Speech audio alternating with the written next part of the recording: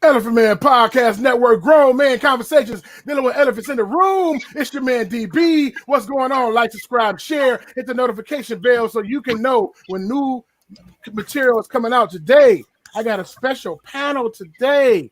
I am so excited. I am so excited about this. Okay, we're talking about prepping and preppers. We have my sister, Q Wiggins. What's going on? Nothing. How you doing? Thank you for having me. Okay, thank you. Yeah, she's originally from the city, Chicago, right? She moved to D.C., and we're going to ask her some more questions later. We also got my sister, Valentine Kia, originally from New York, by way of Orlando, by way of New York. What's going on, sister? Hey, everybody. I'm good. Thank you for having me. Okay, and she is the host of the podcast, Mothers Unfiltered. We're going to make sure we copy that in there so you'll be able to get to it. Went on there. Good material. We really appreciate all the work that y'all do for our people. And then we got Brother Orlando. I think you have a little bit of technical problems. Can you say something, Orlando? Oh, okay. So we have small technical difficulties with Brother Orlando. He's going to work that out. Maybe if you log back off and then come back in and then unmute the mic, then it might work. Okay? It's all gravy. All right. So now listen, prepping. We're going to jump right into what's going on, Ross? Salama, brother. We're going to go right into it. So prepping.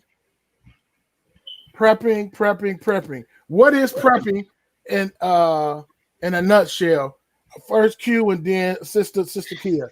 What is prepping for you, Q? Prepping and survivalism, they kind of go hand in hand.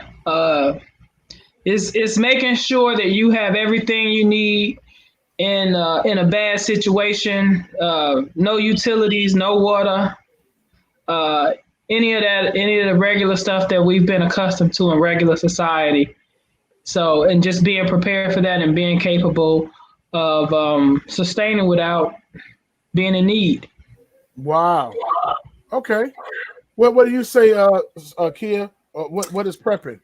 Prepping in a nutshell to me is just staying prepared. You know, it's the slang word is the short version of the word preparation. I think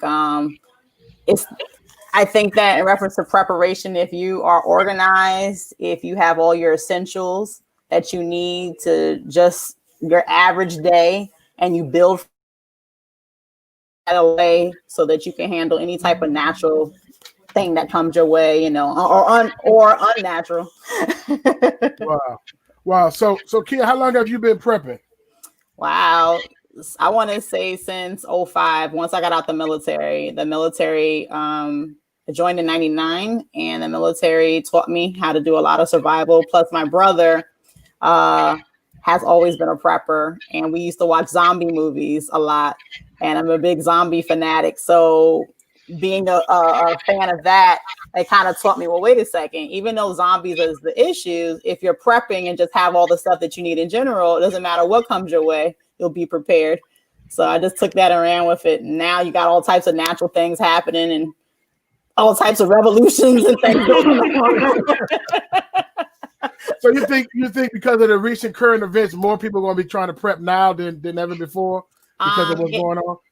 If you haven't realized by now that you got to get your plan together and get it fast and try to bring somebody aboard, if you can, your times will be definitely short. Wow. Well, what about you? Q?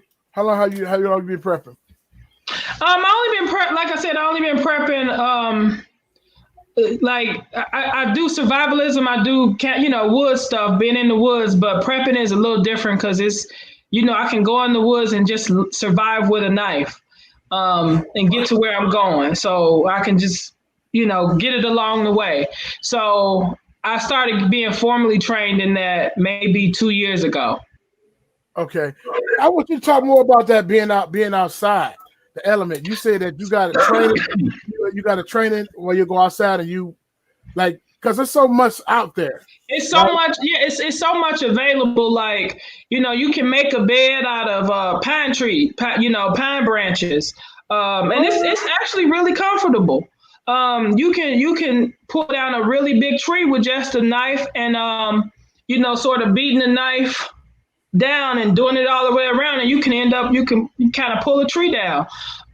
So it's different things you can do to make certain things work for you. You can take a rock and heat it up, and it can keep you real warm at night. So it's different things you can do in the wilderness.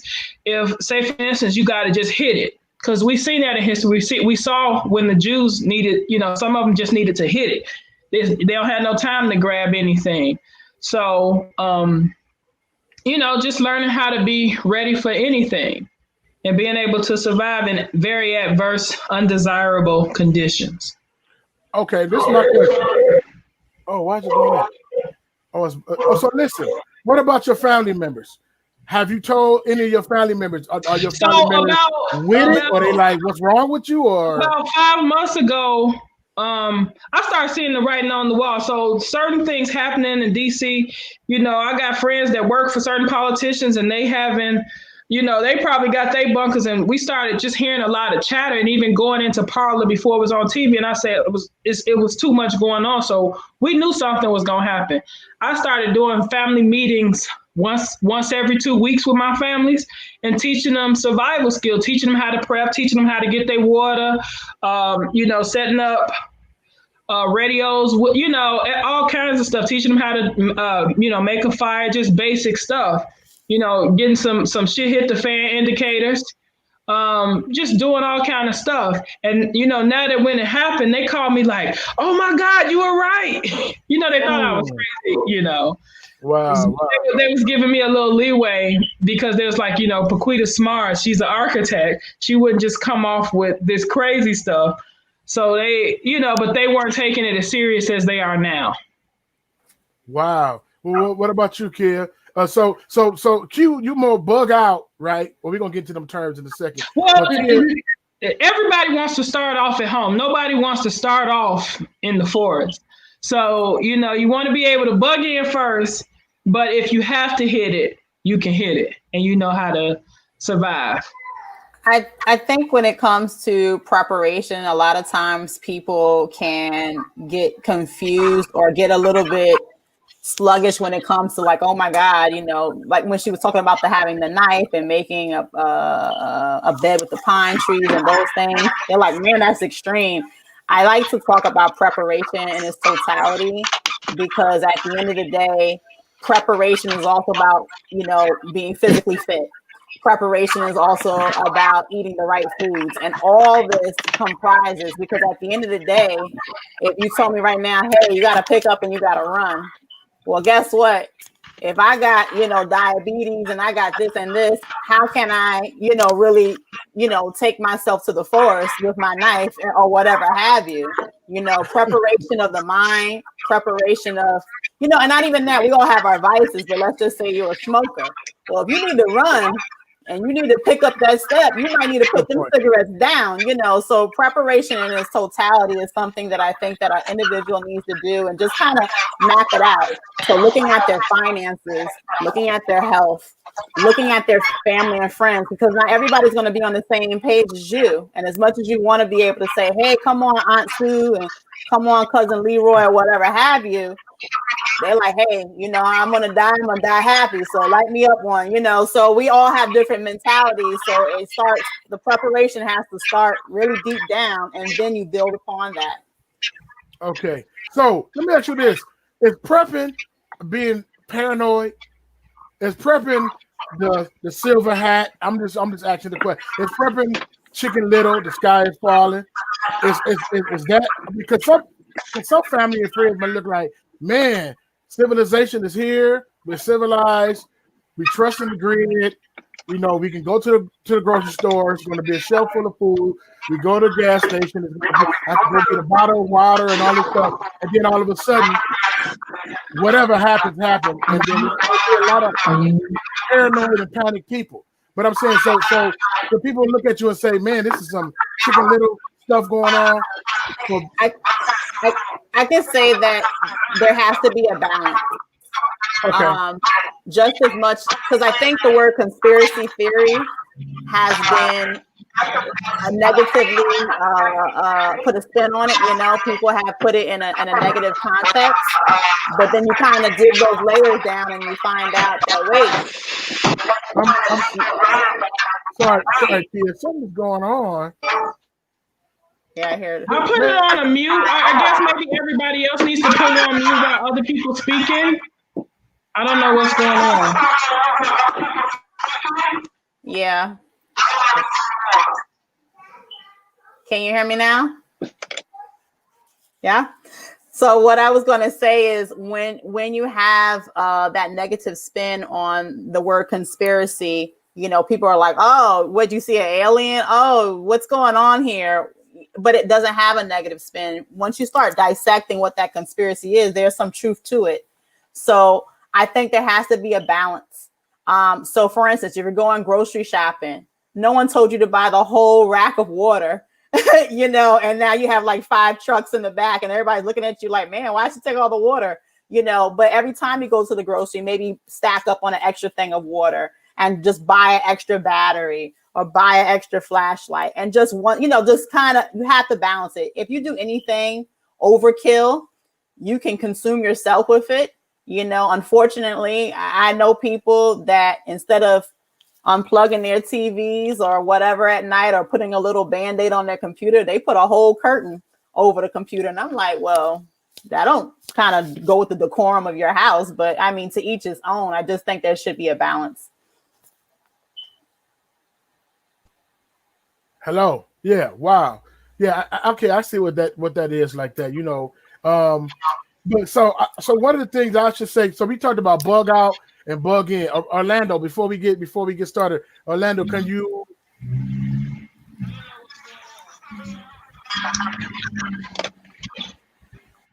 Can you all hear me? You all hear me?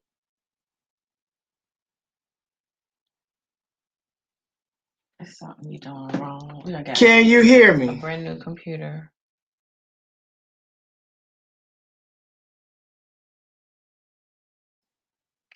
What is this right here? That's unmute.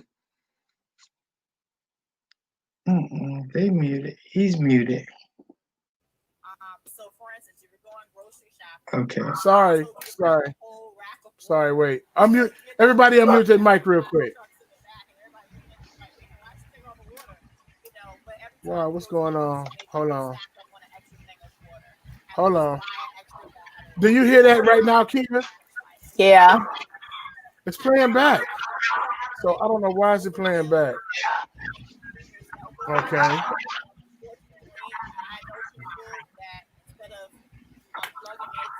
Wow. Okay. Technology want to act up. If you got it playing on any other device, turn that device down or mute it. Hello? Orlando, can you hear me? Orlando? Yes, I can hear you. Can you hear me? I can hear you. Can you hear me? You can? I hear you. It looks like it's lagging. Okay, wait a minute. I think it's playing back on your side. It's exactly. maybe. I'm like, wow, what is going on? I'm sorry. I just turned off all of my other tabs because it was like Kia delay, Orlando delay, Orlando interrupting Kia, and I'm just like, wow, why is he talking? Why is she talking? Okay, wait a minute. I'm gonna get rid of that one too. I just got rid of all of them. I'm sorry, guys. That was you. That was definitely the other tab. What the hell going on? But I always had them tabs up in the back, but I have them turned down. So I apologize. Okay. So I want to know what the word bug out and bug in. What is that? What does bug out mean and what does bug in mean? And anybody can tell me what that means. Orlando, you haven't spoken. Okay, yes, from perspective, my viewpoint, bugging in means that you want to make sure that you're staying at your location or your residence or your home whenever whenever things hit the fan, you have made sure that you provided all the things that you need for your a certain period of time. Okay. And bugging So out stand means put. a to-go bag, and you have your bug out vehicle. Yes, sir. Stand put. Okay. And So check this bugging out out. means that you leaving, you're gonna have to get ready to go to the wilderness. So go to the wilderness. So like where? So I guess I guess that it means different things to different people, because some people live in a dense population. Like here, you said you was in New York. So like if something crazy was to happen in New York with all of these high rises and stuff like that and brownstones and everything, so everything goes black or whatever. So now it's like where is running to the wilderness? Where Well, is running to the wilderness to do what? And what are you taking? You see what I'm saying? so I don't live in New York anymore. That is for one reason. Anytime you're trying to prepare, being in a city environment is detrimental for survival.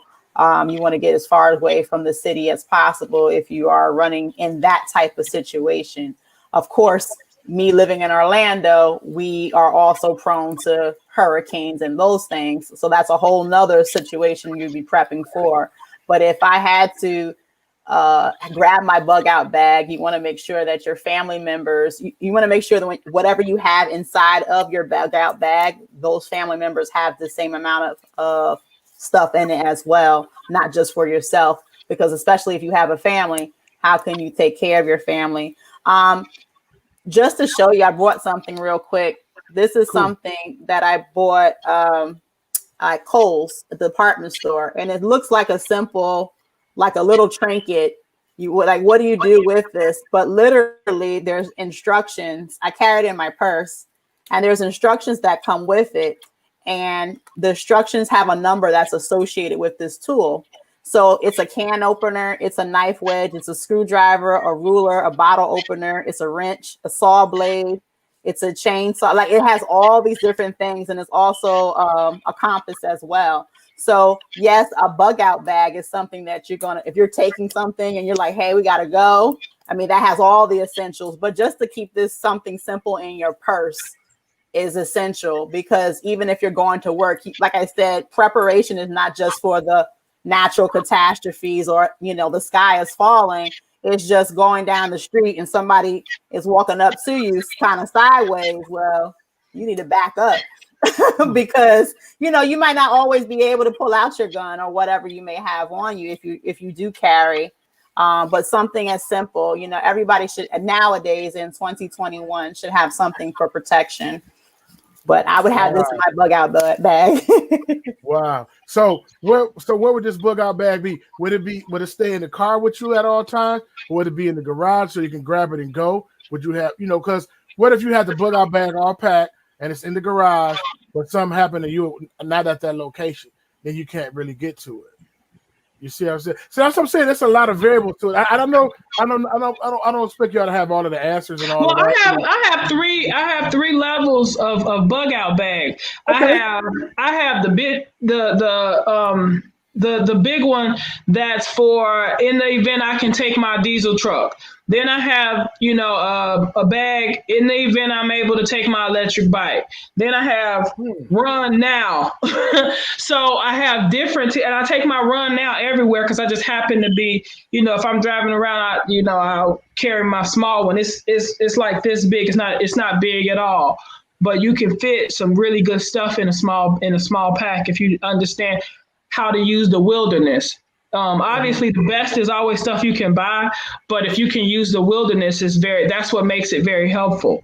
Because I can't have anything that'll really keep me warm, but I know how to use the leaves.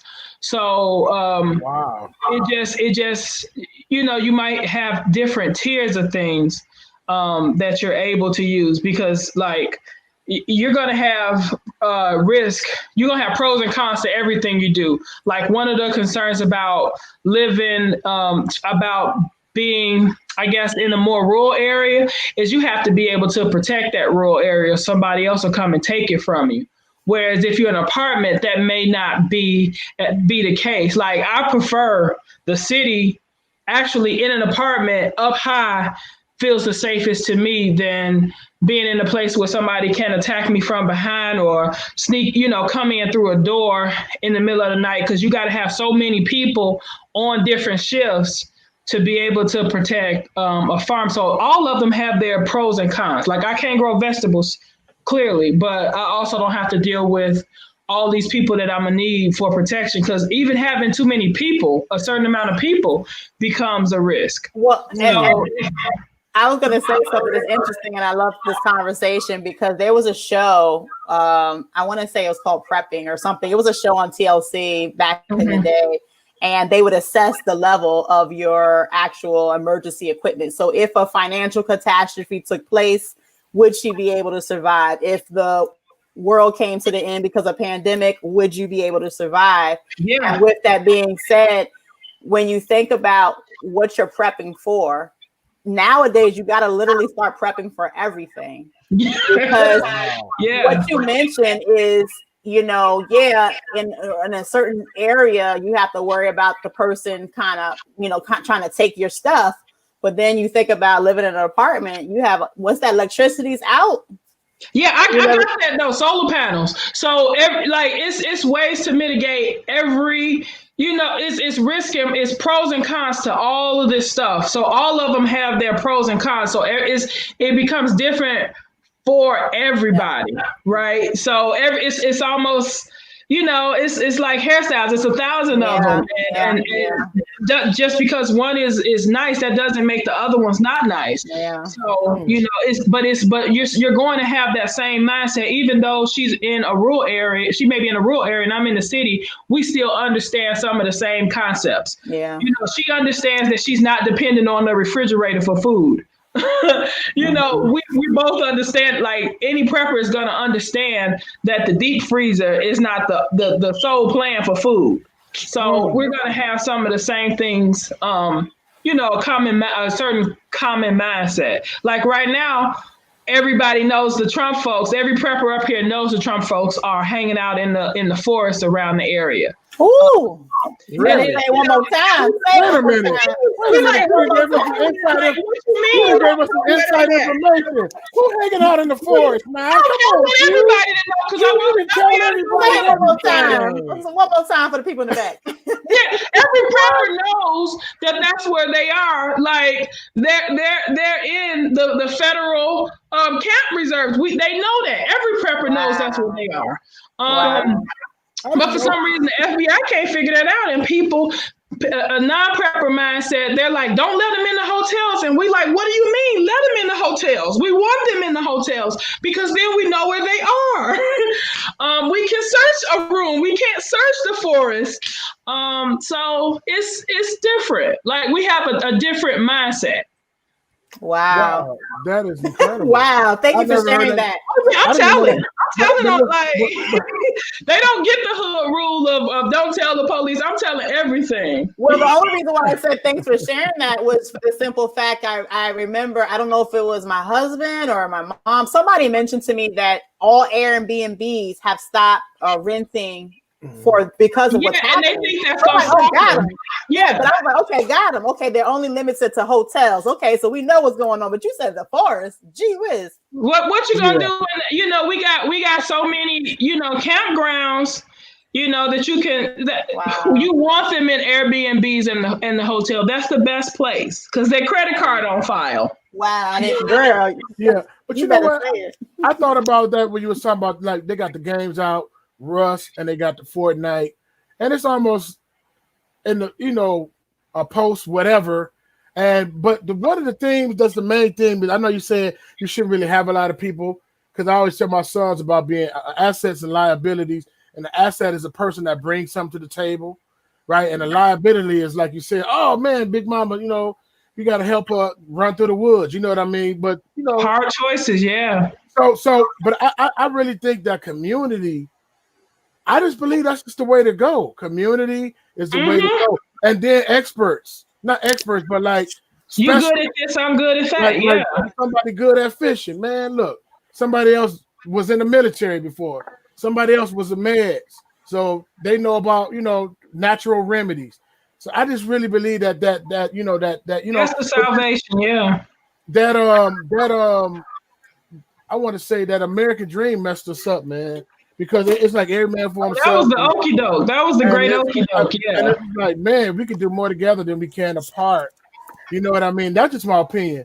So I'm sorry, Orlando. We was going on and on. You said you were prepping for at least 4 years, and are you you more bug in or bug out? Yeah, well, I mean, I'm preparing for both. Actually, I have made preparations to bug in my house if we have to stay in the home for at least a month or so. I have prepared to stay in. But if we have to bug out, so if we have to leave the home, I also have prepared for that as well. But it's been a very good experience. I'm learning a lot.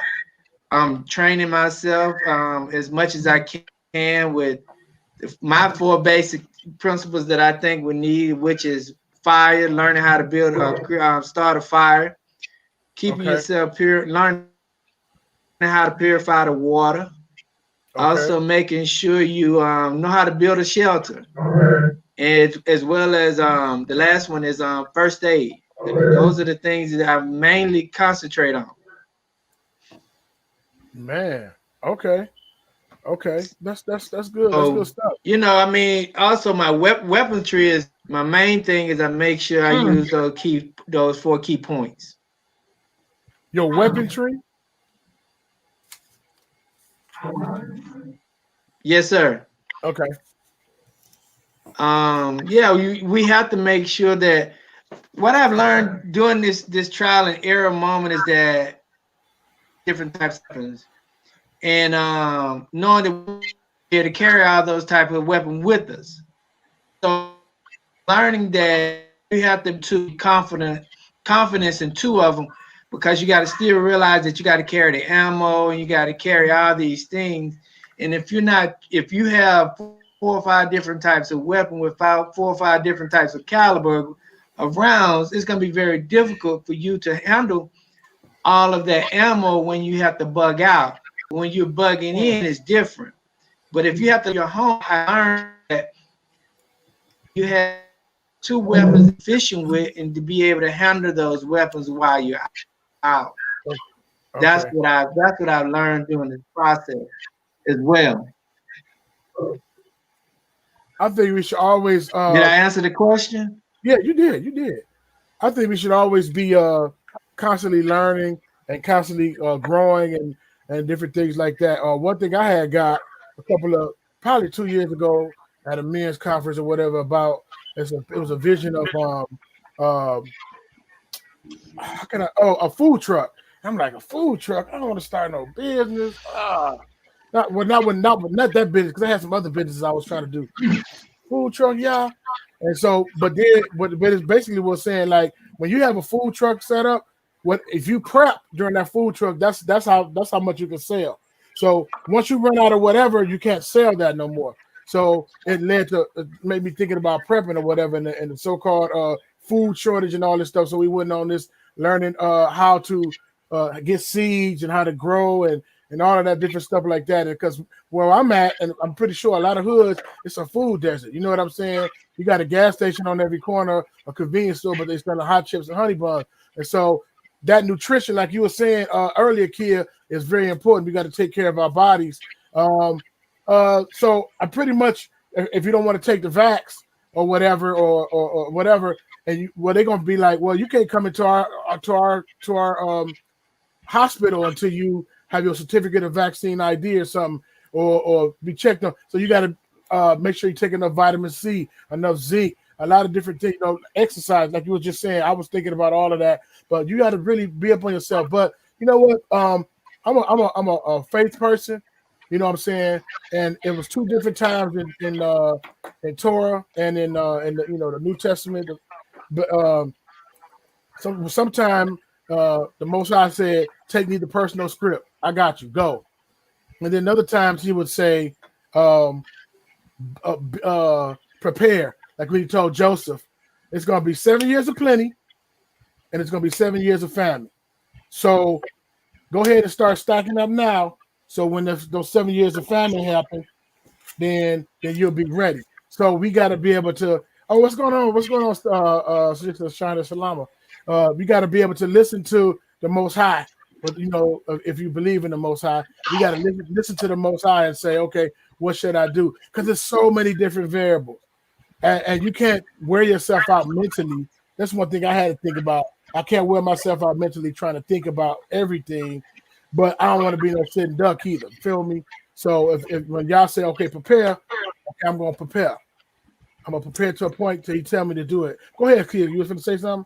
I think that is really important as well. So as long as we're talking about preparation, we have to talk about protection as well. The 2 P's are very important. Protection, because I think you stated, Q, at the end of the day, you could be growing your food, you could be praying, you could be fasting, so you got the message from the Spirit. Whatever you into, you got it going on. And then the neighbor's like, what you say?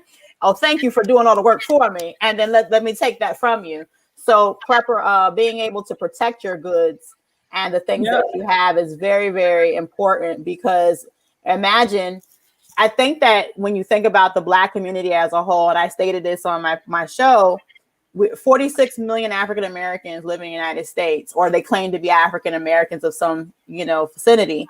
And with that being said, only 10% of those live above the poverty line. So if you live above that poverty line, and they're not talking about, the Oprah Winfrey's and the LeBrons, those are like, that 1%, but that little part there, those are the ones that are prepping.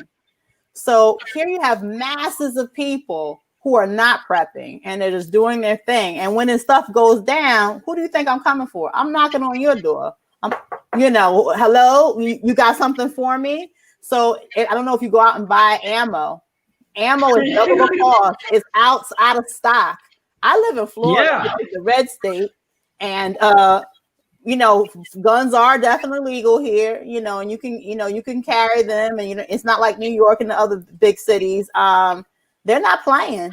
And while we're taking these baby steps, they're taking these huge leaps. They have their children shooting guns. They have all these different things going on, and you have to be able to stay ready. I mean, it's really, it's a sad state of affairs when you look and you see how far behind we are on the totem pole in reference to that. So in reference to protection, I know for me, I have children. I have a 19-year-old that will be 20 in a couple of months. He joined the military. He is an MP in the military, and I'm so happy that when he came down here for the holiday season, I got to see him. We went to the range. He was letting off rounds, and he's like this. He's showing me some stuff, and I'm like, okay, I go to the range. My daughter goes to the range. My husband, like everybody. I wish I could get my 4-year-old into the range, but that might be a little bit too much. One more year. Yeah, but I want her. I definitely want her to be a part of that, because we have to protect. For so long, it's been such a negative. Guns have been such a negative thing. That's what the criminals do. It's not us, And people are like, well, we need gun reform. Listen, it will only impact us. It won't, even if they do mental health checks, who you think gonna be determining the mental health checks? So we have to consider all of that when we talking about them, because we've just started getting on it. And these bullets, all of my defense rounds, they about $1 cartridge. And most preppers will say something around 1,000 rounds for every gun. So we're just now getting into it. So if Maryland is saying, hey, I want to know I need you to write down every time, somebody comes in for ammo, we're the ones that are going to be impacted by that. Because like she said, they got their stuff done. They got stockpiles and stockpiles and stockpiles. And trust me, they not giving it up. I don't care what law you got on the books. They are not giving up their guns. That's crazy. You have to be conscious of all of that. I mean, it's. But you know what? It was always a paranoia. It was always basically get the whole United States by a sword. You know what I mean? Going everywhere. So not only they got a head start on a lot of those different things, and been stockpiling. And it's been generational wealth. You feel what I'm saying? That's been passed down to the point where it's like, man, you know, when there wasn't $1 around, we're stacking up. So let me ask y'all this: do y'all? So it's not. So basically, you guys think that something is going to happen, but you don't know what is going to happen. Well, I'm in DC, so something did happen. If or when. So it did. What you mean something did happen? That did happen. We you know, people were calling me saying the Capitol has been sacked, and I'm on TV. I'm watching TV like, wait a minute, they still in there. They debating. What are you talking about? And so it wasn't until about 15 minutes later till they even start having them move. So they were in the Capitol. Like, so you know how many people had to move out of the way for that to happen? So that's huge. So we, you know, and they're coming back. They've been in the chatter. It's been on the news that they're coming back, you know, on the 17th, and they're gonna stay a while. Well, so I wanted to say something to that. Go ahead. I think as African Americans, we have to do some infiltration. And I know sometimes words can have a nasty stigma on it, but they infiltrate us all the time. I know from and myself. we let them in because we exactly. You know, I mean, we let them into every faucet, but that's a whole other show. We don't want to be perceived as racist, yeah. But with that being said, though, I know when I'm on my show, I like to talk about, hey, let me tell you the information that I found out. I will literally join the parlor and these groups of all these people, and I'm like, wait a second. Now you say you're going to be doing what on a Friday? Oh, okay. Thank you. And I won't say nothing crazy, and I'll go back to my little community and my little, you know, podcast on Tuesday the 5th. They're going to, because I got to give somebody the heads up. I think for some reason we're so put in our little bubble, and we're just kind of doing our own thing. And we think it's a white problem, you know. It's not a white problem. It's going to affect you too. So at the end of the day, I mean, and this is right now we're talking about this at the capital level.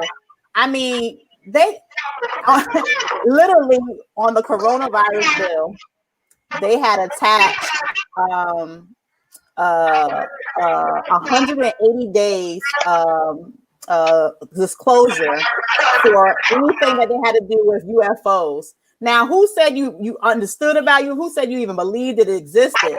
But the simple fact that they over here dealing with stuff that we don't even talk about, they got a whole other thing. How did you attach that to the coronavirus bill? Did you even read what was a part of the coronavirus bill? A lot of people were so happy for their $600. They're like, give me my money. And they don't know what else, like, it's so much trickiness. Exactly. So here's the kicker. So even if you're saying, you know what, this is out of my realm, I don't believe nothing about no aliens. They do. They believe about the aliens, and they're doing something. So regardless of what you got going on, we got to elevate our minds and find out, infiltrate what they got going on, so we'll know exactly. We'll be one step ahead ourselves. Yeah, they're gonna catch me. I promise you.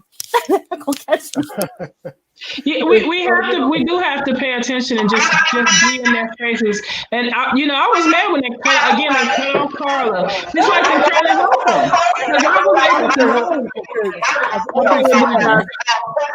I'm sorry, I meant to cut you off. I think somebody has the program playing in the background.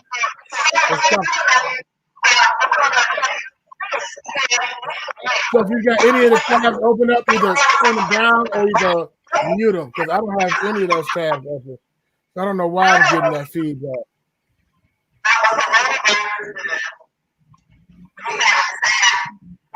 That sounds like a walkie. Q, you got a walkie over there picking my stuff? Not on, no. So what? We're gonna all mute and let Q say what you gotta say, because I don't know why.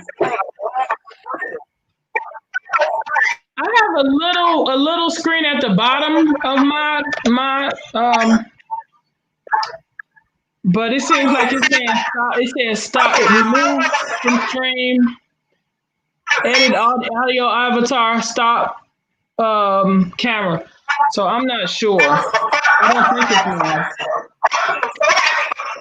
Well, I don't know. It's somebody. It's like all of the something else is bringing a delay on the feedback, bringing the feedback because of the delay of the show. So I don't know. Somebody else got another window open or something. Everybody put on mute except let's. I guess we can check by mute. Okay. Okay, Testing. something, it seemed like something worked. Only person that muted was Orlando and Kia. Orlando, you might have another something open in the back. Okay, finish saying what you're saying, Q. Sorry. About what? I don't remember.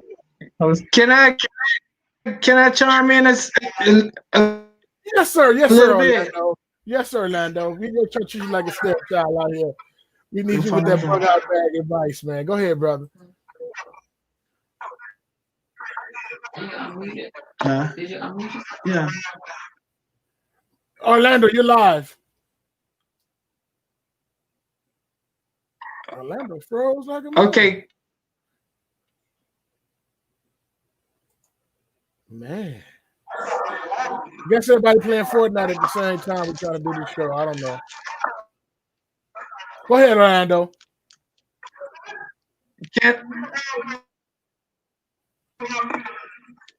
Okay.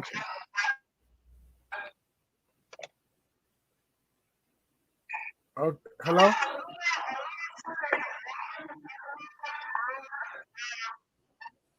Okay. Orlando, we don't know what's going on. We don't hear you, and we kind of moving kind of slow. That's not, there'd be technical difficulties going on with this. But that's interesting. You said it's 46 million, and only how many percent Kia has wealth? You said 10%. 10%. 10% got the wealth, so everybody else is stuck. And so that's what I'm saying right now, because the trucks are still running, the lights are still on, you can get fresh water. Everybody is semi-civilized. So the stuff that they tell you is kind of like, oh, everything is fine. Are you sure? Yeah, everything cool. But then when something really happened and everybody start spazzing out, I get what you're saying. They're not gonna be the nice neighbor waving, because they got kids too. So they want them, because I grow tomatoes, greens, and cucumbers and everything, and it's gonna be. And I'm not saying I'm a hoard at all, but you know what I'm saying. Just don't clear me out. You know what I'm saying. Let's work on something. That's why I think community is real important, man. I just really think the community, because you got more eyes, more ears. Go ahead, Kia. But history repeats itself. If you remember during the time of I'm good. Oh. If you remember the time of during Katrina, it happened. A lot of people could not evacuate, maybe because they didn't believe anything was going to affect them, maybe because they didn't have the transportation, or they had somebody that they, just couldn't be transported, With that being said, when they were flooded out their homes, either if it was because somebody blew up a dam or just actual because of the hurricane, people needed stuff. People needed, food and supplies for their babies and formulas. Now, granted, you may see Leroy running down the street with a 65-inch TV, and we know that you can't use the 65-inch TV anyway in the storm. But at the end of the day, what you did notice was people robbing for diapers, robbing for food, anything, because their lights were off. There was no phones. It was just complete chaos. And for some reason, this society, especially us, we are very react, instead of prepare. So then you have all this chaos at the dome. People were just really just every man for themselves, So at the end of the day, when it comes to the unknown of what's going to happen or what day will it happen, how do we respond? Yeah. And so that's another thing too. You, as far as with the group, they got to have their head in the right place. You know what I mean? When that break out, whatever breaks out. But that's very interesting as far as what down there. Like you said, oh, my stimulus check's coming. Everybody go to Walmart and get a big old TV, and it's like, and that's what they're. If anything, that's what they would exploit, because they know we aren't prepared. Yeah. Like, when I go on REI, it's an all white location in DC. So that we just it's partly we're not into it. It's partly that we can't, and it's partly that we have no idea that it has so much importance to our survival. I think it also one thing that you missed too. I think it can be overwhelming. I know if you literally turn on the news and you're watching day by day something going on, you know, and we're already on the bottom of the totem pole anyway. And so you got all these different things happening. It does become overwhelming. And then maybe especially if you haven't had time to like right now is, you know, it would be a lot to start now. Mm-hmm. Really? Mm-hmm. Yeah, because it's thousands. Like most preppers have spent thousands and thousands and thousands of dollars on this stuff. Yeah. Wow. So I had a friend that was like, oh man, so you doing that prepping thing? That's cool. So I know if something jump off, I know where to come. So what do you tell a family member or a friend or a loved one who is not prepping, they're living their life, and they like, you go collect for me and you, Chicken Little, and then some unfortunate happen. Now they want to come into your area and you calculate your food. You know, I'm calculating my caloric intake of my home. No, sir. You know why? And this is a hard conversation to have, because let's just say you're in a big family or you got, you know, the main folks in your family. There will be some people that do not make it.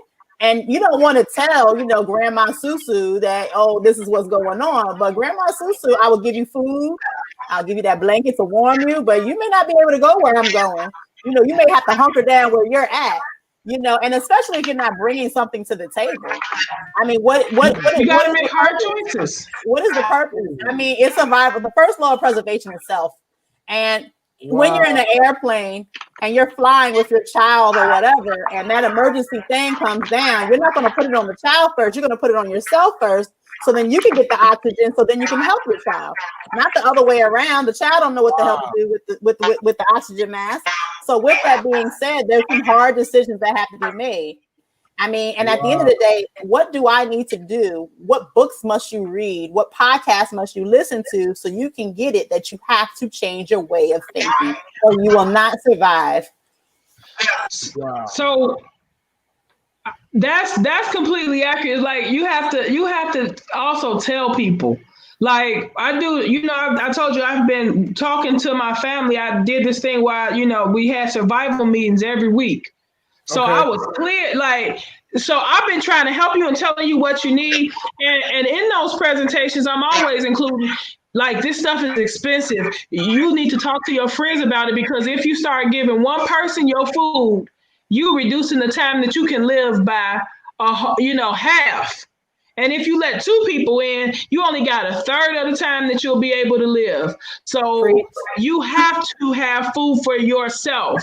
And if you don't, and if somebody else don't, you can't let them in. So either they have to, so I say it. I'm sorry. Like I'm spending so much time explaining to you that you have to do it. If you don't do it, after I didn't put up, you know, ads every 2 weeks to tell you about prepping, now you want to come over, I'm not going to feel bad. Well, listen here, and this is what I'm saying. You got to put your head on that swivel. You got to stay alert, and you have to be able to be ready when pre-COVID. So COVID took place. There was something going on in Wuhan, and I remember in December of 2019, I kept hearing about Wuhan, China. Yeah. You always hear things about China, but it's like, okay, all right, well, I'm listening. I'm not going crazy. I'm just hearing what's happening. And then I remember you got to have people on the other side. You got to get with your other friends on other demographics that work in the CDC and all that. And I had somebody hit me up real quick, like, hey, we got a memorandum come through our way saying that this thing is taking full effect. And they sent me the little paper, and I'm like, okay. So I'm reading it, and then I was cool. And then maybe a couple of weeks later, I heard Rachel Maddow on the MSNBC say there was a shortage of masks, of N95 masks. And I'm like, shortage of masks. Now, right now, you can buy a mask. At that time, you could buy a mask anytime. Why would there be a shortage of masks? And then all of a sudden, I remember that I went on to Amazon and they were out of stock. And I'm like, okay, well, what about this? And what about this? And all types of masks were out of stock. And at that time I worked for a school. It was a medical school. And what do medical schools have? The students have masks. I didn't tell everybody why I was asking for masks. I was like, hey, do you have a spare mask? It was like, oh, you need one? I was like, maybe about 4 or 5. And I would go to literally each teacher in the whole campus collecting masks because I couldn't order any at that time. Just so if something did go down in America, I would have something. Then all of a sudden, I had went to Walmart and ordered the N95 mask, but they said you'll be next in line. So I had already put my order out there. And I told all my friends, the ones that I keep in my bubble, and I'm like, okay, you got yours, and they're starting to get theirs, and this, that, and the third. But I was already on the game. I told some people blew me off, like, I don't want to hear you. Yeah, you can't for the people who blow you off. I told people in January of 2020. Their people were just getting their mask, I want to say in May. Like, I can't find a mask anywhere. I got the COVID. I told you in January to be ready. What you want me to do? Sign my name in blood? I don't know. I live in DC, so I live in the kickoff, ground zero. So I explained to my family that if anything happened, it's gonna happen here, and I'm not the place to want to go anyway. So that kind of saves me a lot. And being that my family is also in Chicago. But you have to tell them, like she said, you keep your bubble and you tell them stuff, but you're not responsible for reducing yourself to, increase somebody who didn't make an effort. So that's another reason why on the sites and stuff, on the site you can't be saying, "Oh, look at my shelf," and you stand taking a picture on YouTube or Facebook. No way. The whole shelf. I might take a picture of a thing. Like I took a picture of a reusable maxi pad and a tampon because that's such a weird fucking thing that most people haven't seen. And it's like, people squint when they they don't know what it is, but it's very necessary. So I'll take a picture for information, but you're not gonna see my stash. But you'll like teaching purposes. Oh, okay. Wow. Okay. I mean, if I am showing somebody, it's showing you that I got a gun, so you better back up. Well, you should just assume that from any person. You should just assume that. Man. So I mean, there's not a lot of paranoia and things like that, but it's just basically being wise or whatever. You know what I mean? Well, you can look at the facts. It's not about you just assuming. I mean, the facts were telling us, the chatter was telling us, there were so many signs that say this is about to happen. You can, they're indicators. You don't want to live in fear, but at the same time, you just want to be smart about it. I mean, let's just say, you're a person of faith. You have $1 million on you. You're not going to drive to the hood with your $1 million and leave your car unlocked. You're going to have common sense with that. You're going to be able to say, hey, let me hide the $1 million and put it underneath my seat or lock my car doors, or maybe not even drive to the hood. You're going to be able to use, your skill set and be smart about it. I think in these type of situations, you have to be smart. I think what you said in reference to having a community is definitely key.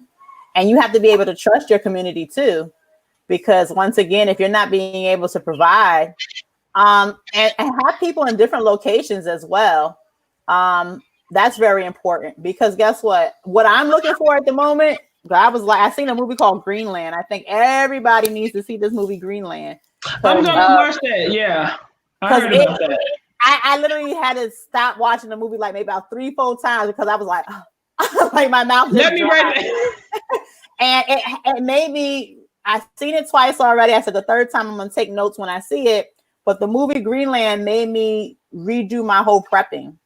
I need to find people in other cities that have what I'm looking for. So right now, currently, because in Florida you don't have basements, I need to find a place where I can have a basement. So if that means I got to search or find a place, I don't know, but I need a basement. I'm going to make that happen. Wow, that's some informative stuff right there, man. It's just so many And variables. I wanted to mention Go too. ahead. You said something about paranoia. I'm an architect and a project manager, right? Okay. So one of the things that you do is you prepare for any. You should be thinking of any adverse situation and have a plan for it in the first place, because you can be guaranteed something adverse is going to happen.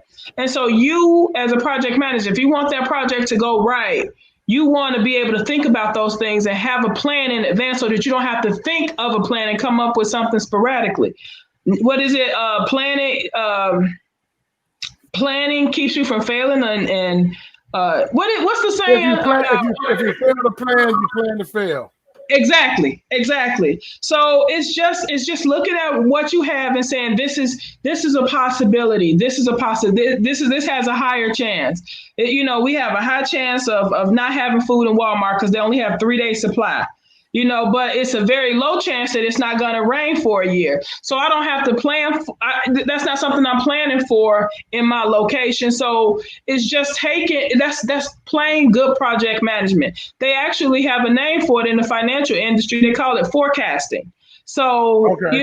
it's just thinking about what could happen and planning around it, having the preparations. Not being consumed by it, not stopping your life. In this moment, it's a little tricky. But outside of this moment, you wouldn't necessarily let it be your main focus in life. I mean, once again, the enemy of my enemy is my friend. So if I work with Sandra and she is the niece of a Proud Boy, I need to be Sandra's friend. I need to know what's going on, because guess what? On her social media page, she follows him, and they have their Bible in one hand and a gun in another, and they're planning for something, because you're not going to take this away. This is our America. And with that being said, I know that you want white supremacy to reign. You want to keep it, and my grandmother, and I say it over again. They will burn you in the country alive to keep white supremacy going on. It's the fabric of America. They've done it before. So if they're going to do it, exactly. So if this is their ideology and they do not want this to fail, you think they're thinking about you? They think they care anything about you? They will use you and do what they need to do and smile and shake your hand and everything just to history repeats itself. So, yeah, won't catch me. I trust in statistics and I trust in history. So we it keeps happening. It's not out of their context. I know. Yeah, go ahead. Go ahead. I was gonna say, and sometimes you'll get information and it doesn't come out to be true, but it's just the thought, like, okay, you're thinking about these things. This is your mindset. Okay, and I need to know what my enemy is thinking. You do not care for me. You do not want me around. White people don't care nothing about being their full self. Like the man ran up in the Capitol with his whole work badge. Like, that's some serious level of entitlement. The guy who swam on the team, the Olympic team, the Olympic team wore his whole Olympic jacket. Yeah. Do you know the level of entitlement that one has to have that mindset that this is going to be okay? Mm-hmm. Wow. Hey, so let me ask you this then. I'm going to try to make it political. So now that we have blue coming in, is it going to get better? Or are we safe now? I just want us to get through inauguration. I was trying not to go, but y'all kept saying but I'm sorry. It's funny because it's like when you hear the statement, I'm trying not to be political. Life is political, especially if you're wearing the same skin color as I am. It's a political thing, and it's about money. At the end of the day, the bottom line is about money and who's on top. So. Okay. So when it comes to, will the blue be any better? On the surface, when it looks like, yeah, so it will look like it's better, but no, in actuality, it won't. They just have a different spin on it. So I don't necessarily believe in the better. I don't know what better means without making it better. Yeah. But I do know that one party, like it's layers of racism, right? It's the kind that don't want me to marry their child, and it's the kind that'll drag me in the street. I ain't as worried as you know, about the kind of, because I don't, you know, you don't want me to marry your child. That's fine. I don't want to marry your child. So I don't mind that level of racism. I'm worried about the drag me in the street kind of racism. Oh, And okay. and so I'm not worried about that. But when you say get better, I can't even think that far about getting better, because I'm trying to wonder if we're gonna be okay before the 20th. You know, is he going to get to that point, because he's more at risk than anybody? Who? Biden. They coming for Biden. Yeah, So yeah, I got you. yeah, so I don't necessarily even understand it from that context, because you know I don't necessarily know what better means. But the other thing we have to think about, everybody saying, well, you know, we have to defund the police. Look at how they did us. Listen, right now, the police and the military are the only people, but only thing standing in between us and Nazi Germany right now. So how are we gonna tell them we want to defund them and make them accountable for what they did, what they've done to us so many times, and ask them to save our lives? Like, my common sense just tells me they're gonna work with the other side if they have an opportunity. Like, that's like asking somebody if one employer says I'm gonna pay you a certain amount and you can work when you feel like it, and the other employer says I'm gonna work the heck out of you for 12 hours a day and 6 days a week. Who you gonna go to? You're gonna go to the one that makes your life better. So right now we asking the police to do something to save our lives, while we telling them we still want to defund them. We not saying that I don't agree with defunding the police. I'm saying we don't have the leverage right now. All Like, right. so that when I think about better, I think about that part. So I don't know if we're going to have the ability to defund them as we asking them to say, because it's not over. Even if somehow Biden gets past everything, it's not necessarily over. There might be attacks. So we're going to have the police do those protections in those different cities. The reason I asked because a lot of people was like taking a sigh of relief because they was getting in there and they was, like, woo, he's getting out. You know what I mean? And well, Trump is the devil. Like, yeah. Well, I'm just saying, people. I'm just saying, like, I don't have a dog in the fight. You feel what I'm saying? I'm a yeah. Oh, Biden was my last pick. I don't do either one. But I was just saying, the way we was like, man, he gone. He this, that, and the other. We about to this, we finna. But that's the unfortunate thing that we stimulus check for everybody and it's on and popping. But that's the unfortunate thing that we do. Okay, yeah, Trump is gone. Happy days. There's no happy days. The ideology is still there. You have to get rid of the ideology in order to move forward. And they're gonna have to jail now. It's just a different face, and he goes about it in a different way. So yes, Trump is blunt. He's in your face. He don't have the hood on. He's like, let me tell you how it's going to be. I'm going to do it like this, this, and this. And what you finna do? And you're like, oh, man, we got to get him out of here. And then you remove him. And then you got somebody who's a little bit more docile. She's smiling in your face. Biden waving. Hillary like, yes, give me a black baby. I can kiss him on the cheek. They're doing all these different things. And the main thing that they do, they go right up in the black church and they start rocking everybody. They start singing the songs and they dance with them. And you're like, yes, Hillary's black like us. No, she's not. She has infiltrated once again to get the vote. And you don't get nothing in return. So at the end of the day, however you look at it, we always get the shortest end of the stick. So that's why we have to be able to prepare for any face, for anybody that comes in smiling at us. They traded us off before when they took the Union soldiers out of the South. That was a negotiation that the party that saved us made. So we've been tricked before and made the sacrificial lamb so many times. So I'm not ever going to say we depend on it. I just feel like I am far worse off with Trump's version of like he don't care. He gangster. He called those people while they were underground. That's a gangster. That's a real life. That's a real life thug. So I just think his is a little more like again what I was saying about diet racism versus drag you down the street. I'm not saying that he's good. We still have to do, like, I'm a big believer in buying black. We still have to be the ones to make our economy circulate and figure out how to be safe. We have to do that because they not going to. We were brought here for economy, and that's all they still want us for. And that was the problem with July when it's like we're gonna buy black, and you had to drive to you couldn't find nothing. You had to go back to whatever. It's like, all right, we're gonna buy black for the day. But that's the only thing that can save us. That's really the only thing that can save us. At the end of the day, out of something negative, there's something positive. So COVID took place, and there's a lot of people that's been affected by it. We understand that. But guess what? While we're in the house and we're buying online, let's buy black online. You have to do the research, because here's the thing, and that's the unfortunate thing. In order to prep in the true sense and to prep your mind, it's a whole physical thing. A transformation that you have to do. It's not, oh yeah, let's buy some weapons and read a book and that's how I start a fire. No, it's everything consists of it. And yes, it takes work.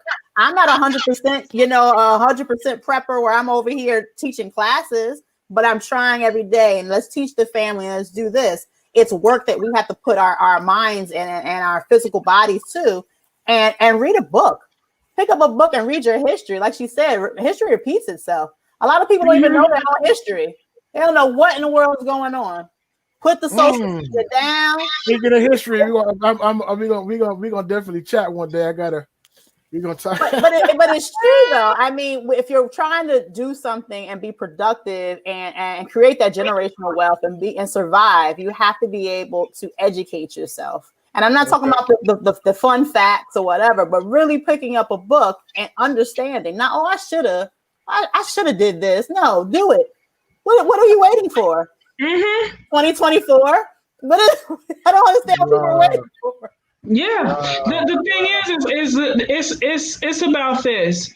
We have an unemployment rate that's twice as high, and black people hire black people the more than any other entity except for the government.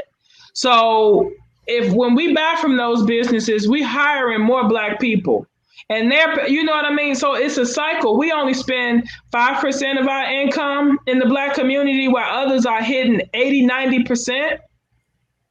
And here we are spending 5 at the hairdresser and the barber. So if we're the lowest out of Jews, Asians, white people, all of those folks are buying from their communities except for us. So that's why we don't have any money, because it's not circulating back to us. We spending it outside of. So that's why our unemployment rate is the highest, because Bob gonna hire his drunk grandson, and make sure their house is okay before he keeps me on. Like that's just common sense to me. Like if they, especially if the job's being done, they both can do it, or he might need a little bit more help, but that's his grandson. They're gonna hire him. So we don't. That's why we end up having such a high unemployment rate, because we aren't buying from each other. So. It's interesting, because while you were saying that, I seen a comment pop up and it said Portland is experiencing power outages. It has begun. Well, here's the thing. This is the funny thing. So there's a thing called poweroutages.com. And it literally tells you within all of the United States where the power outages are. And you can literally say, I think it was a couple of days ago, they had power outages in the same area. It was like 200,000 people without power. And you're like, what? Now, of course, that's how it's gonna start. Yeah. Yeah. And of course, right now you're like, hey, I have power. There's no issue here, but they're experiencing it. And we have to be able to know which websites are going to give the information. You have to have we have to be able to stay open and woke on what's going on, because it's real. Tell a family member. Well, man, this is real good, man. Poor Orlando, he came on late, man. I want to have y'all on and be able to have another conversation about why the slave ships came, Deuteronomy 28.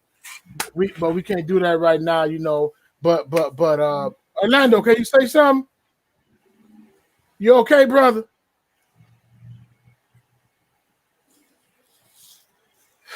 Oh, brother. Sorry, brother. We have to get him in on the next convo, man. You know what I'm saying? So in closing, because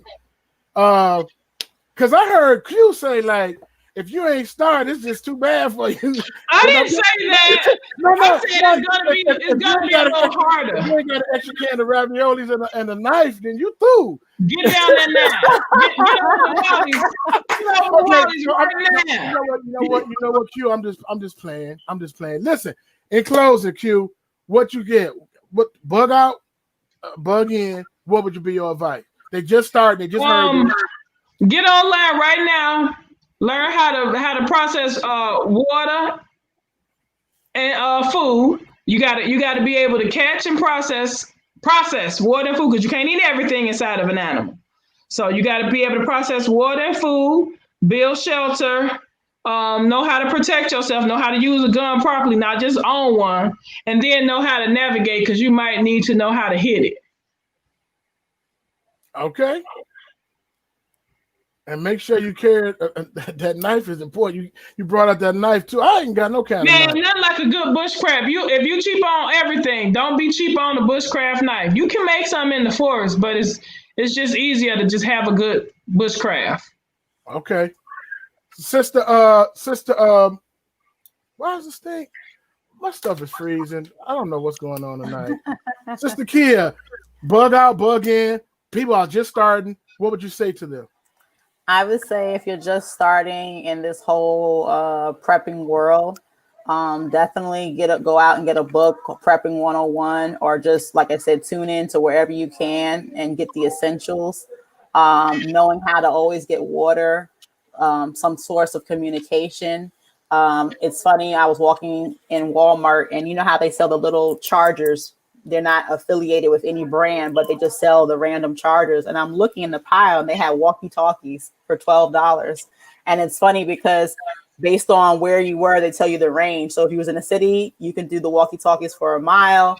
If you was in the rural area, it's 5 miles. But you have to be able to start small, but start. At least you can start. At the end of the day, protect, because whatever you do have in your home, somebody's going to come a knocking. You definitely want to be able to have some type of form of protection. If you don't believe in guns, because there's some people who still like, I just don't feel safe with guns. I have little kids, a knife, mace, a bear mace, anything that can have that distance. And just save. Anytime you go to the store, buy an extra thing of water, buy extra, if you have females in the room, buy extra Kotex and tampons or maxi pads, whatever you need. Or if you have a baby, buy an extra set of diapers and pull-ups. If you're in a situation where you just cannot afford those things, because there's people who's like, I can't afford extra of that, I could just only get the essentials. There are places out there that give free Pampers and free tampons and stuff. So go to your community shelters and those type of things. 211 is a national hotline where there's many resources where you can call for services that you can end up getting things that you need if you just cannot simply afford. But at least start, because they've already started. Okay. Q, tell us about your class, and then Sister Kia, tell us about Mothers Unfiltered. I'm gonna try to get it and put it in the chat. But could you tell us about your class, Q? I do a class, a Zoom class on Sunday. This Sunday at 5:00. And the link is in my Facebook group. The group is called Tubman Survival Academy, and okay. I'll just accept you into the group, and you'll see the link for the Zoom class at 5 p.m. Eastern. Oh, okay, yeah. And then Mothers Unfiltered. Could you tell me what that show is about, and how can we get in contact with you with that show? So Mothers Unfiltered is my podcast that I have on YouTube, and my co-host is my cousin. Hey, if you're out there. With that being said, me and my cousin, we do the show Mothers Unfiltered, where we basically talk about all types of topics that affect our community, from prepping to voting, to outdoor equipment, to love, to interracial relationships, just everything that affects us And the goal of the show is just to be able to give out knowledge to somebody so they're able to, spread that knowledge, and it just keeps paying it forward. It's all about being able to spread knowledge and education to our community. But it airs Sunday 8 p.m. on YouTube, Mothers Unfiltered. So you have it every Sunday at 8 p.m.? Every Sunday live, yep. Oh, cool. And I found it. I'm gonna try to put it in this post right here. I'm gonna try to I think my cousin put it. And then we have a Facebook page too, Mothers Unfiltered. Your cousin's a mod. She's a moderator for the podcast. Love you. That's what's up. Orlando. Wow, Orlando. This is a Can you hear me? Can you hear me? Can you hear me? I can hear you, man. Just say something to close, man. I'm sorry, man. I don't know. Now you can hear. Yeah, I can hear you. Man, I had so much trouble. I don't know what's going on. The whole show. Let me just say why. I know it, brother, and I hate it. But let me say why I started prepping, and then I just said I had put in four things that I think important. But I started prepping because I had a vision or a dream. I had a dream, and this guy came and got me to the country, into the woods and the wilderness, and he told me, and he showed me things that was going on in the wilderness. He showed me that people had a makeshift kitchen out of a tractor trailer. Then they had tents around a campfire, and people that were sitting around a campfire, they had wood. They had their ammo and guns to that. And then he took out of the woods, and then he put me on, and he told me to go prepare.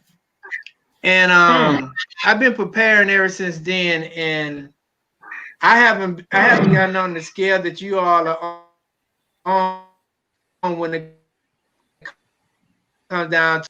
I have had meetings, and we used to sleep out in the woods in the backyard to try to make sure we prepare and things of that nature. But my thing was to them is when I first talked to them, I asked them, if you had to leave your house within 30 minutes, what are the 10 things that you would take with you to leave out of the house? And I understand that everybody's issues and items are different, but that's how I began to start prepping my family and my community. Because I think everybody needs and wants a different, because somebody may be inexperienced, so they may need more than what a bushcrafter may need. So that's what we was working on with my family for a whole summer. Periodically, we'll still get together and we'll do map reading. We'll do how to measure distance with the fingers and things of that nature. And I know we're getting ready to close, but I believe in what you believe in, brother. But most times, I do believe that we are the chosen people. I think it's a lot of issues that affect us today. The reason why we are afraid, the reason why we want to continue to take the blue pill and not the red pill. And we just want to stay in this bubble that we're in, and not realize that the Bible is coming to fulfillment, and it's going to come as sooner than they think. But my main issue is just make sure that you learn how to filter water. Main thing is learning how to filter water, making sure you know how to start a fire, making sure you know how to build a shelter. Also using the leaves, like the sister said, like you said, making sure you know how to build a shelter. Also, just making sure you can handle yourself in the woods. You may have 20 pounds on your back. Exercise with that once or twice a week. Utilize those tools that you have. You may not be able to carry the whole thing, but you can carry something that your other mate can carry, stuff. So when I was in the military, I had a battle buddy. He carried one tent and I carried a tent, and it made a one complete tent. and that's how we was able to sleep together, because we each one of us had a hat. So we may not, one person may not be able to carry everything, but you can share whatever you're going to carry. But when it comes down to your personal hygiene, or state, or when it comes down to your wool blankets and things of that nature, yeah, you can carry the other thing. But when it comes down to the tools, you can share the load. So that's what I come across when doing it. I interact with people on a daily basis in my community. I'm not on YouTube. I'm on YouTube every Saturday. I give lessons every Saturday, but I'm not giving podcasts and things of that nature. But I just wanted to say that, and I apologize for whatever was going on. But I'm thankful that you allowed me to come on and speak to your audience, and I hope that I learned a lot. Now, ladies, I thank you for everything. Just keep up the good work. You too. You know what, Kid Q and Orlando, I really, really thank y'all. Appreciate y'all for coming on. I really appreciate y'all for coming on, man. This, we're gonna have to continue to build, and that's what's up. But we definitely appreciate y'all for coming on, and let's keep each other lifted up for sure, man. Elephant Man Podcast Network, Grown Men Conversations Dealing with Elephants in the Room. Tomorrow show, I don't know if it's going to even pop up. Unification Church, Paula, Dr. Moon, and Noel Jones. What do they have in common? It's very, very interesting thing that I have found out. Then Saturday, what is domestic terrorism? We started to hear that word a lot. Join us Saturday, 6:45 Central, talk about domestic terrorism. And then my brother on Sunday, I had to get up Sunday morning at 8 o'clock, 9 o'clock. Oh, no, I'm sorry, 7 o'clock in the morning, because it's 2 o'clock his time, because he's in Africa. Special guest, native chef and businessman from Togo, Africa, Kasani Paul, right? So he's going to be on here. So come check him out. And I think it's going to be an interesting show. I also got these documents, too, that I have found in closing. Roadside emergency kit, what's important. If you want this, you can email me, and I'll send it to you. And then also this right here. It's a lot of resources. Bug out bag checklist and why it matters, right? And so I'm learning a lot of different things, and a lot of so it's very, very interesting. I appreciate y'all. We definitely got to do a part 2 to this. And then Mothers Unfiltered, she got a preppers part 1 and part 2. So when you go to her page, you can see they had a panel and they was chopping it up about it. What? I guess what? Oh wait, I don't know. Why is Orlando YouTube channel? What is Orlando? Oh, what is Orlando's YouTube channel? What is Orlando's YouTube channel? He said he don't have a YouTube channel. He just teaches on Saturdays. Well, I'm not on YouTube. Yeah, and you can go to me on Facebook, and that's why I do. That's where I'm at on Facebook. I haven't video on YouTube cast station, but I just use Facebook and things of that nature, and I'm in the Atlanta area. I try to reach out to people in the local area and try to get. Oh, broke up again, bro. It's all good. Elephant Man Podcast Network. Grown Man. Oh man, this. Oh man, I don't understand what's going on with that. We appreciate y'all. Like, subscribe, share, tell other people about it, and we're gonna continue to build or whatever. It's so many different variables, right? Because, like me, I'm preparing. I don't know why I'm preparing to bug in. So my focus is so much on bugging in. I gotta put it out bad. My mind is so much on bugging in that if we gotta leave, it's gonna be like, man, you know what I'm saying? So just praying to the Most High, and y'all will leave where we need to go. And I subscribe, like, share, and we'll see y'all next time. One. Perfect. Wait a minute.